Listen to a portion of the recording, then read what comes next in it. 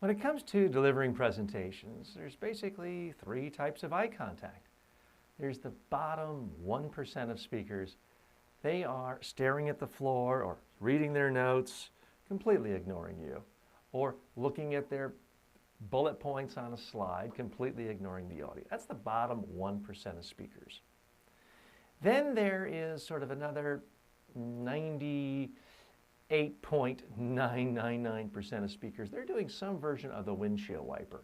They're looking at the room the whole time. It might be fast, going back and forth. It might be slow, but they're never really looking at you. They're never really looking at one person at a time. They're looking at the group. And because of that, the audience feels anonymous. That also means they can pull out their cell phones because they don't feel like you're really looking at them if you're the speaker. That's not what the best speakers in the world do. Any of you ever seen Bill Clinton speak in person? Now, most fair-minded observers, forget the politics and the other stuff, most fair-minded people would say of well-known figures in the English-speaking world in the last 25 years, 30 years, he's one of the best public speakers. Even his enemies would concede that. Well, one of my colleagues, one of my trainers used to work with him just as a low-level campaign assistant. They were out together. It was re-election time during the re-election campaign. It had been the end of a long day of campaigning. They're sitting around a table, having a beer, sleeves are rolled up, playing some cards. And my guy Andy turned to him and said, "Mr. President, you nailed that speech today. You had 10,000 people in the palm of your hand. How did you do it?" And President Clinton turned to Andy and said, "Andy, it's very simple. I didn't speak to 10,000 people today. I picked one person in the audience and I had a private one-on-one conversation with that person for a full thought. Then I went to another person in the audience and I really looked at that person in the eyes. Now, it's not a long stare. It's only a couple sentences. And then I go to another person in the audience and do this. And here's the thing, Andy. You're not doing it in a systematic way. You're mixing it up. But when I look right at someone, they feel like, wow, the president is speaking directly to me. The other thing is, it's easier for me because this is closer to a one-on-one conversation because I'm now just looking at one person. Now, the beauty of this technique is that even people I'm not looking at over there, they see me, my head is steady. I'm not doing this kind of thing. So I look much steadier. But here's the thing, Andy.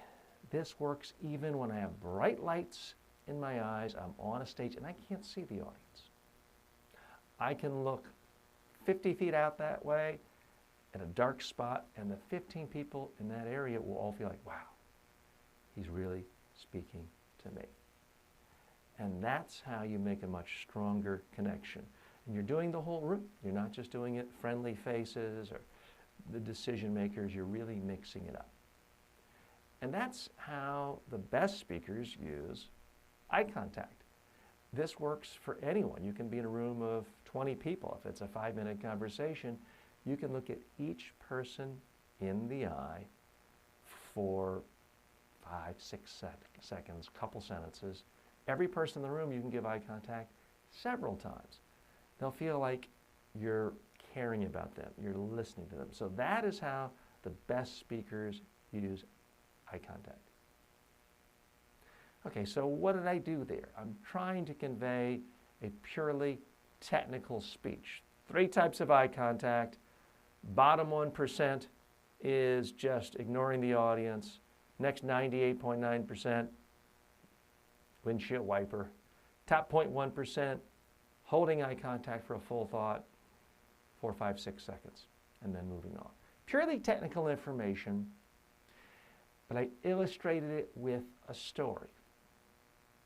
And people remember it. Now, in this case, it's a secondhand story. I wasn't there, but this was told to me by my colleague, Andy, and he was there. So preferably, what I try to do most of the time, what I advise you to do most of the time, tell stories where you're actually there talking to someone.